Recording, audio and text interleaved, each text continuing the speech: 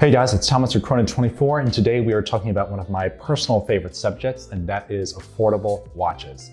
Today we're going to be looking at 2 divers, 2 dress watches, and 2 complication watches, all under $2,000. Now before we dive in, I would be remiss not to remind you that we are doing a huge giveaway here at Chrono24. $10,000 could be yours. If you want to find out how to win, check out the link in the description below. Now, as many of you know, whether you're just starting out or you've been in the game for a long time, watches are known for being quite expensive objects, and they are known for getting more expensive all the time. But if you don't quite have the money to sink a lot into watches, or you don't really want to spend a whole lot on a watch, you do have more options than you think you do. We're going to give a full rundown today of 6 personal favorites across 3 categories. But before we do that, let's take a little wrist check. Today, I'm wearing the Benris Type 1 reissue. This is a watch that originally came out in the 1970s for US Special Forces. We're talking elite soldiers and CIA agents. It's got a very unique asymmetrical case.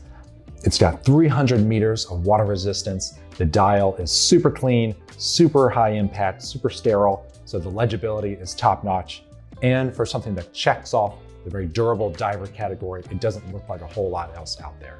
And not to mention, it is under $2,000. Now I've put mine on a light gray Perlon strap that blends nicely into the case. It keeps it light, keeps it breathable, because it is still a little sticky here in New York City.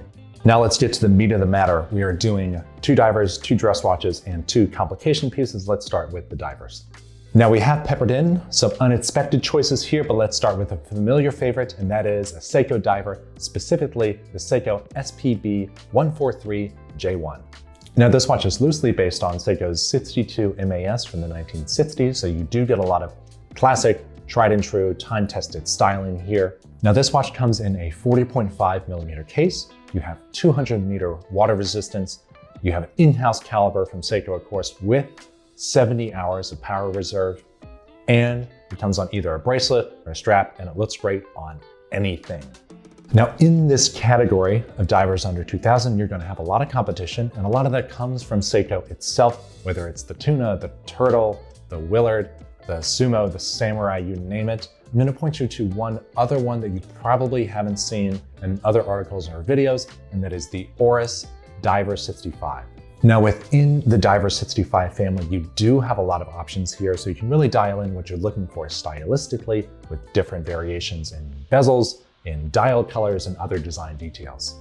Now the one we're focusing on today is my personal favorite, and that is the most retro one of the bunch. It really stands out with these funky kind of stretched numeral styles. I like the date window tucked in at 6 o'clock. And dial-wise, you can get a classic black, or they even have kind of a faded blue there to add to the nostalgia factor here. Now, spec-wise, we are working with a 40 millimeter steel case. The water resistance is right about 100 meters, which is not as much as the Seiko, but more than enough to go swimming or even go diving in a lot of cases. You have a 38-hour power reserve with the movement, and you can choose your choice of bracelet or strap. It looks great on either one. Now, while we're on the subject of Oris, I do want to mention that there are plenty of watches from this brand that fall below the 2K category. In fact, this is kind of their specialty for price point. One of my personal favorites from the brand, especially for dress watches, is the Big Crown Pointer Date. You get a lot of options here for size, for dial color, even for materials with steel and bronze. And if you're looking for something sporty, check out the Aquas line. Moving on to the dress watch category, we are going to start with the Longines Heritage Classic Tuxedo. Now Longines has a lot of cool watches within their Heritage Classic family.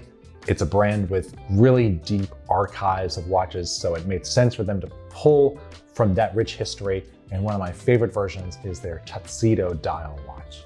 Now this handsome watch comes in a steel case that is about 38.5 millimeters wide by about 12 millimeters thick. The movement has a whopping 72-hour power reserve, and the hour markers and the hands have looms, so there are some functional elements in addition to being a dressy, classy piece. Now, if you like this one, Longines also introduced a similar style chronograph, and there are even other watches within this Heritage Classic family, but this is a personal favorite of mine.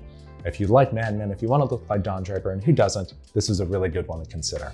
Now, if the vintage Tuxedo dial doesn't really do it for you, you do have other clean and more contemporary options, namely the Nomos Tangente.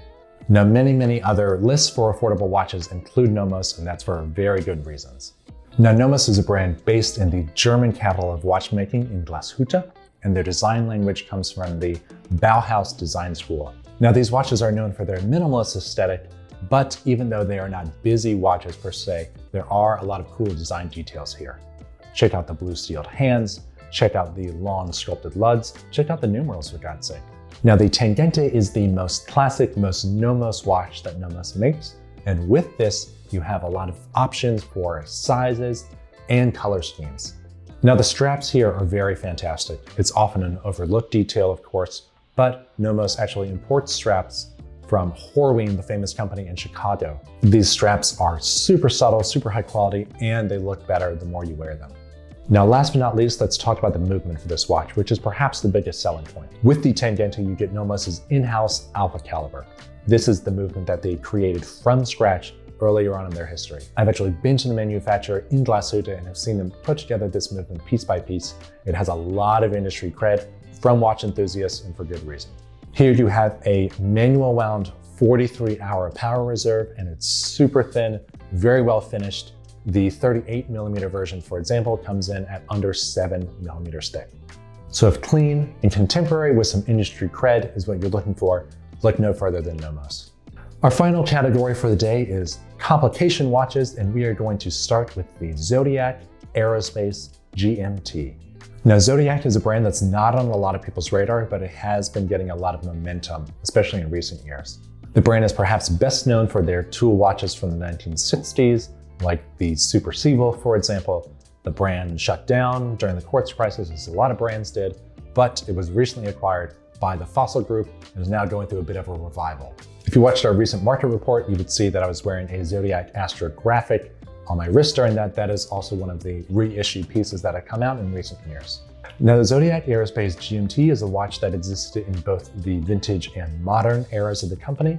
The brand has re-released the classic with some really cool new colors, and it's sold very well. Today, we're actually going to be focusing on the vintage versions. There are a handful left on Chrono 24, so if this is something you like, you'll need to act fast. Now, complication watches in general are hard to find below this 2K price point, especially for GMTs, but the Aerospace is a great example of a vintage watch with cool history and great design details that falls into this very approachable price point.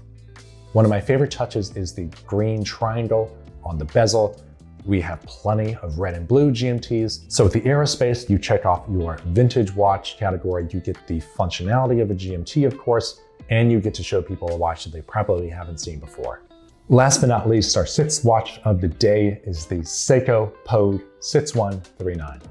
Now, this watch has been increasingly popular. It's been more and more of a collector favorite, and that's because people love vintage Seikos, and this one looks really damn cool. Now, you get a couple different dial options, but the favorite one is going to be this gold sunburst one that you see here. That's surrounded by a red and blue tachymeter scale, and on top of this, you get a really cool case construction. It's 41mm wide, but only 46mm tall, so it actually wears more compact than it might look on paper. Because it's a Seiko, you of course get an in-house caliber with this watch, and really cool history. This one got its nickname the Pogue because it was worn by astronaut William Pogue when he went to space. All right, now let's touch on a couple quick notes about buying vintage watches, especially because the two we just mentioned are vintage themselves. Number one is buy from a good seller. There's a lot that can happen to a watch over a few decades. The better seller you have, the better quality of product you're going to get. Number two is to mentally factor in repair costs into your total cost for the watch. They may not need service immediately, but eventually, with a vintage watch, especially a complicated one, you will need to have it checked up on by a watchmaker. This regular maintenance will keep the watch running and healthy, especially if you buy a good model like the Aerospace or like the Pogue. It's a watch that's gonna have a great history for decades before you and even have a great history for decades after you. So there we go. There's a quick rundown of 6 watches over 3 different categories, all to show that there are indeed really good options here in affordable price points. Now, one of the best things about the watch community is that people are here to help other people. So if there are watches that I missed from this list, or if you have general advice for finding affordable watches, drop a comment below. I'm Thomas with Chrono 24. This has been a whole lot of fun. Thanks for tuning in and enjoy your watches.